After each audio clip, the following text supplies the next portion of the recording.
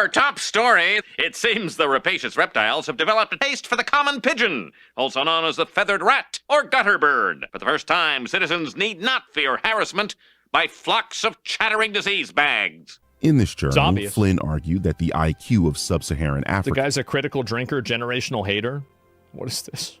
Drinker is a grifter. He's trying to tell the audience what he thinks they want to hear. Hilariously, it works on you, proving that the audience of grifters are very, very low IQ. Others can argue differently. There is no winner here. Besides, you're a low IQ alt-right incel that has a personal vendetta against anything you perceive to be left-wing. You are not a reliable source. Here I come. Oh, here I come. Oh. The guy is a low IQ moron that is seeking attention. I mean, his videos are hate videos, not criticism videos. Of course. A few moments later. Yeah, he's also melting down in his own comment section. Wait, what? Don't look at me! Don't look at me! So there are 3 ways to handle criticism. Each have their positive and negatives. Or to quote the great Thomas Sowell, there are no solutions, there are only trade-offs. The first is you can choose to ignore it, which is what Drinker and many on the anti-woke have done. Which the positive is, you're not getting in unnecessary drama. You're taking the high road, and you're not giving them more attention. The downside is your opponent gets to sling shit at you unopposed. Now while I can understand some wanting Drinker and the others to fight back, I think their logic on why it doesn't make sense is that Birdman is a hyper bad faith piece of shit. And while he will never admit his true intentions, I believe he's a salty lefty who's butthurt. The side he defends is losing the ongoing culture war, as well as wanting attention and views. And I think he wants a back and forth, because it will help him gain even more attention and views. Which leads to the second way to handle criticism, which is to respond. And Asmongold promptly obliged Birdman, which brings to mind the saying, be careful what you wish for. Now like I said before, there are potential downsides to this. If you don't put up good enough arguments and evidence, you could validate your opponent's arguments. But even if you do bat down their arguments, sometimes your opponent's audience, depending on how ideologically captured they are, it won't matter, because they're in a delusional world. The far left doesn't give a fuck about logic or reason. It's all about feelings and empathy. And if you respond, you will be giving them more attention that could make them bigger. But luckily for me and the other people that know Birdman, is a seething loser finally got to see a bigger creator clown on him, and it was glorious. Now with the whole IQ topic, much like the whole conflict in the Middle East, not really a hill I'm interested in, or worth dying on. But even if Asmon's arguments were 100% wrong, again I'm saying if, the fact that Birdman chose to do this. He's crashing out in his own comment. Is this true? The Roach King literally reacting to the video. Video's barreling up for an hour. He's that starved for content, and of course his weirdo audience has attempted to come here, brigade the video, and leave downvotes. They're saying what they're doing. Unfortunately for them, they won't be able to comment here. Yeah, you can. I can comment. It's not even a big deal. So yeah, I mean, what is this? Yeah, you obviously can. You can comment. You can't shut. You have to. You can't shut down comments from everybody. You have to either turn off comments entirely, or you have to make it to where comments are on approval only. That's not how it works. Link the video. I'll link the video to you guys. This is the one I watched, right? He's individually deleting them. Wait a minute. So this guy's individually deleting comments after he got called out. Oh no. There's the video. Oh my god. So he's out there, bro. He's out there in the trenches fighting. No, delete it. Shut it down. No, guys. That's not it at all. And what a high IQ opinion. Yes. Oh my fucking god. This is ridiculous. He can't individually delete all our comments. Honestly, he's going to have to, right? And now he's upset. And again, he's upset that I reacted to his video. So he makes an entire video about me, and then I react to it, and he's crying about it. Man. That's sad, isn't it? Hey, Linda! You're a bitch!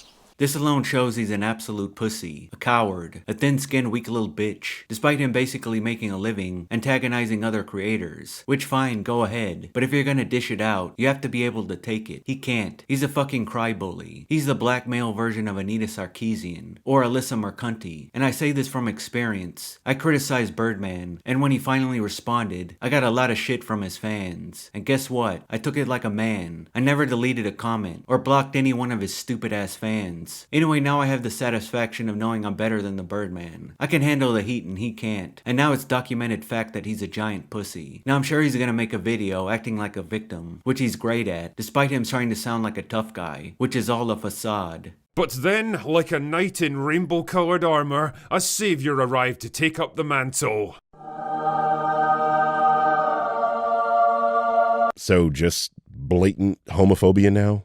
I mean, we already knew you were a bigot, but what I want to know is how the fuck are you still monetized on YouTube? I mean, it says it right here. Hateful and derogatory content. When she's approached by a guy named Parker, who offers the chance to join his ethnically and sexually diverse criminal gang, including this, unique individual.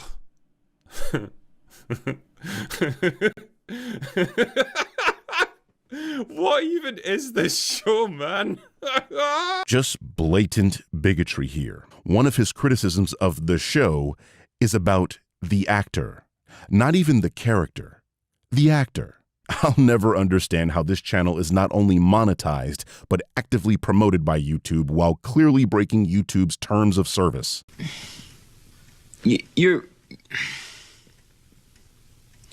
a pussy. That's right. He thinks drinkers should be demonetized for maybe the mildest joke ever. If you're offended by that joke, you shouldn't be taken seriously by anyone, and making fun of someone who looks silly. But of course, because the person is from a protected group, despite them claiming to be oppressed, you can't make fun of them. But it gets worse. He actually threatened to sue a creator, KinoFlex, because he said Birdman lied about Charlie Kirk, which I think is bitch behavior. Suing someone should be reserved for defamation of the highest order. Now, I'm not a lawyer, but in my opinion, I don't think Birdman's case holds any water. I think it's an empty threat, because that's Birdman. He's a bluff, an idle threat, a false alarm in human form. He's sound and fury signifying nothing. Now, I also made a video about his comments on Charlie, but I made a more simple argument, which basically Birdman said this in the past. Due to the kinds of people this video is sure to attract, I think I need to put my cards on the table. Firstly, I am not a political type. I rarely, if ever, bring up politics, and when I do, it's usually to make fun of them, left or right. My position is that political folk are mirror images of each other participating in the Spider-Man meme, where they blame each other for doing exactly what they themselves are doing, something the drinker is heavily guilty of. I think it's silly to adhere to political sides because at some point in time, you're going to have to defend nonsense to maintain the integrity of being on that side. The only side I'm on is reason, logic, facts, science, and math. So believe me, when I criticize this very obviously right-wing chud, I'm doing so out of the spirit and integrity of unbiased media discourse, which is something I care about deeply. And yet when showing clips of Charlie in the original video, he cut out context to make Charlie look as bad as possible. Specific example they kept bringing up is when I called women who celebrated the murder of Charlie Kirk hags and psychopaths. And apparently, that's unacceptable. What else are they? Calling them psychopaths is mild compared to the depraved gloating over the death of an innocent man. Strange position to take there, Mr. Lee, when Charlie Kirk himself did exactly what you called these people psychopaths for. I mean, Kirk gleefully asked for a hero to bail out Pelosi's assailant. If some amazing patriot out there in San Francisco or the Bay Area wants to really be a midterm hero, someone should go and bail this guy out. I bet his bail's like 30 or 40,000 bucks. Bail him out and then go ask him some questions. Hey, wait a minute. Politico says top Republicans reject any link between GOP rhetoric and Paul Pelosi assault. Of course you should reject any link. Why is the Republican Party, why is the conservative movement to blame for gay schizophrenic nudists that are hemp jewelry makers breaking into somebody's home, or maybe not breaking into somebody's home? Why are we to blame for that exactly? And why is he still in jail? Why has he not been bailed out? By the way, if some amazing patriot out there in San Francisco or the Bay Area wants to really be a midterm hero, someone should go and bail this guy out. I bet his bail's like 30 or 40,000 bucks. Bail him out and then go ask him some questions. I wonder what his bail is. They're going after him with attempted murder, political assassination, all this sort of stuff. I'm not qualifying it. I think it's awful. It's not right. But why is it that in Chicago, you're able to commit murder and be out the next day? Why is it that you're able to trespass, second-degree murder, arson, threat of public official, cashless bail? This happens all over San Francisco. But if you go after the Pelosi's, oh, you're let out immediately.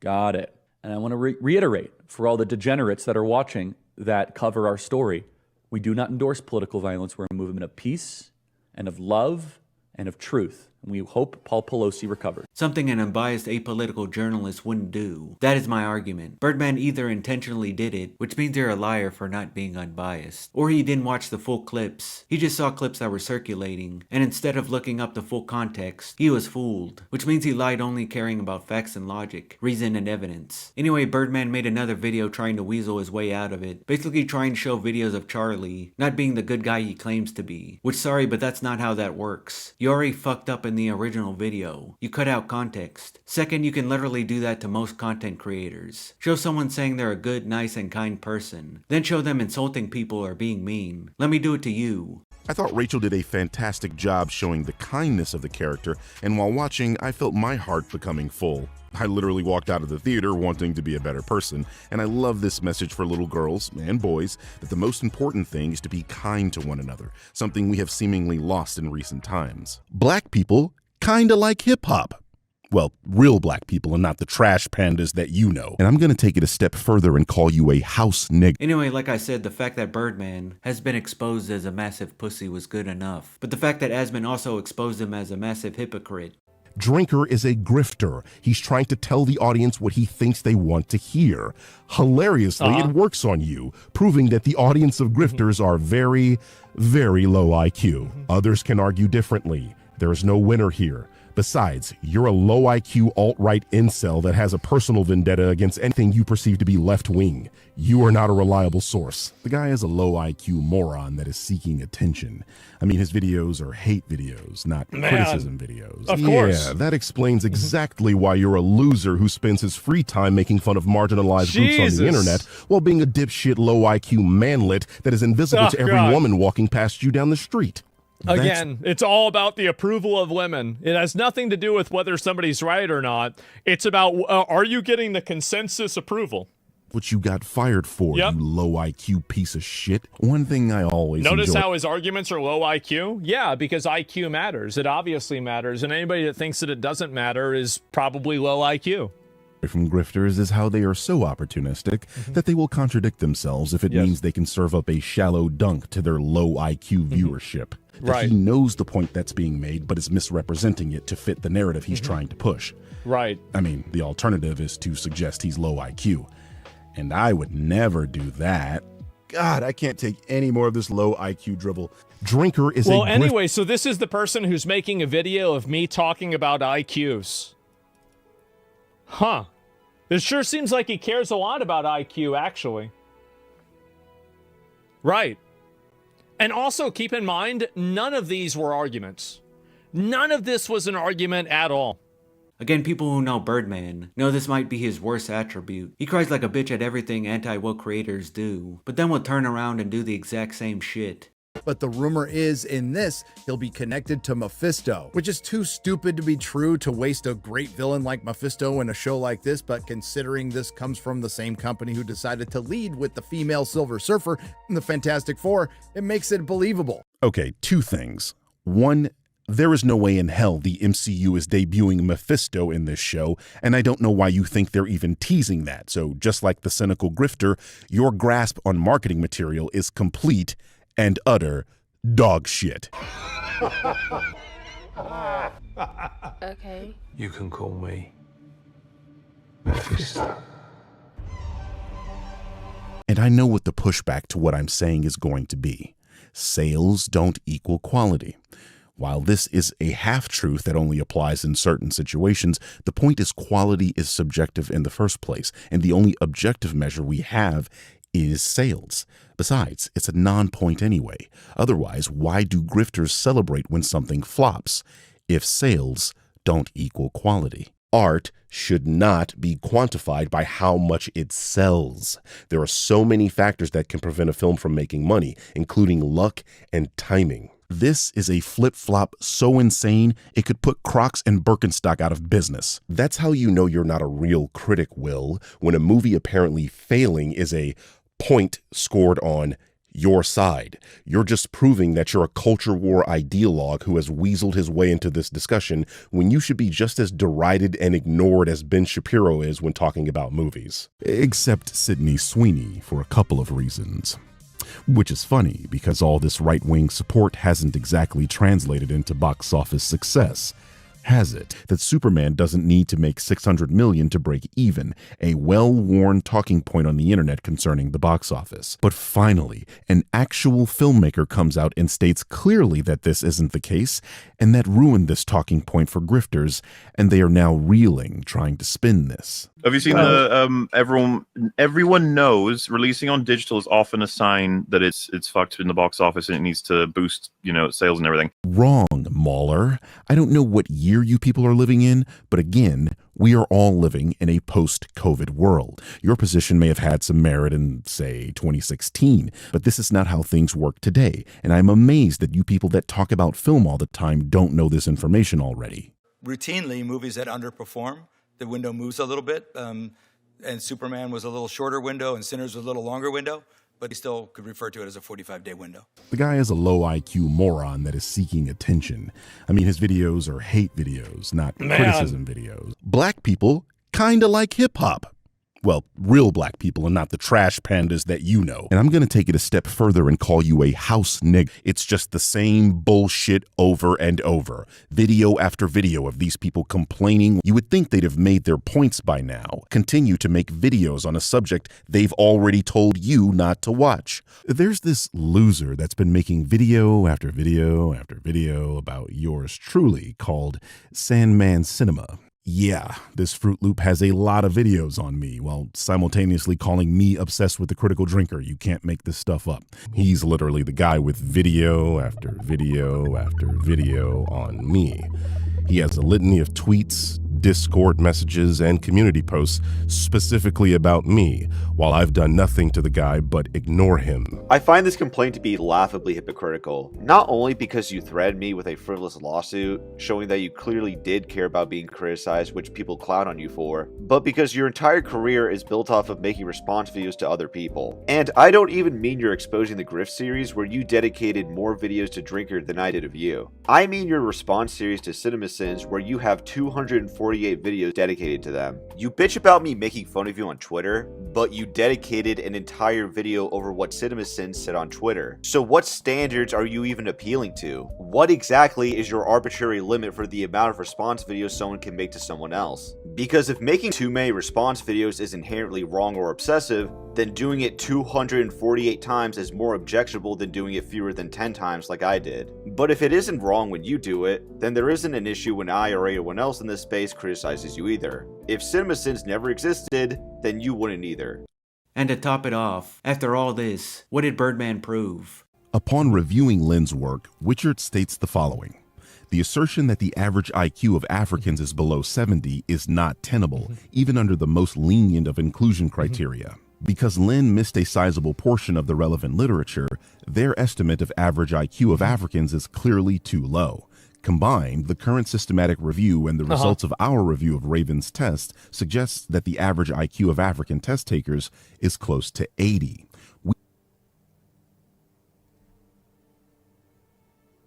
Is this an argument against me? Like, wait a minute, wait, so you're quoting people who are saying that it's not 67, it's 80? Like, oh my God, do you understand how massive of a difference that is versus 100? Holy shit, that's insane. Oh my God. We believe that the accuracy... It's not an F, it's a D-, guys. Wow, Birdman, brilliant, great job. I could go into more detail, like Birdman apparently not knowing what per capita means, or him being a racist. I think this guy straight up doesn't like white people.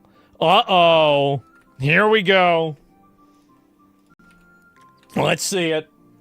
It's not, I'm not, it's irrelevant. The point is who started it. Objectively, the answer is white people. Who started World War I? We can discuss Asians or we can discuss the topic at hand. We're not going to do both. The claim was that white people are the most destructive race. Is this not a true claim? I'm asking because I don't know, but I do know there's evidence supporting this claim. Oh my god. We have an actual racist retard. Holy shit. So this is the guy that wanted to criticize me for racism, and so he uses a bunch of bullshit statistics, and then he finally, the only concrete evidence that he uses is something that is basically proving my point, and I can see why he takes this stuff personally. What a retard. And just remember, this is a guy who says he's apolitical. First of all, I'm not a self-proclaimed anything. Like, I literally say I don't call myself anything. So you are very much lying right now, as I have not self-proclaimed to be a part of any group or ideology. In fact, I'm anti-ideology, something I've literally been saying for years publicly. And speaking of what words mean, I seriously tire of you people using the word woke. Woke does not mean diversity and people that promote diversity. Woke is Black American slang. It is a corruption of the word awake, and that being the case, it means being aware. You know, like when you're awake. More specifically, it means being aware of racial prejudice and discrimination, and was coined by Black Americans in the 1930s, back when racism was as open in public as it is on Twitter today. So you see, being that you people believe you are pointing out discrimination against white people, technically, you are woke. In general, conservatives are anti-art, and that's because the vast majority of art is progressive. When a conservative tries to create art, it's usually anti-art, a soulless reaction to progressivism that only exists to whine about the other side and says nothing meaningful beyond that.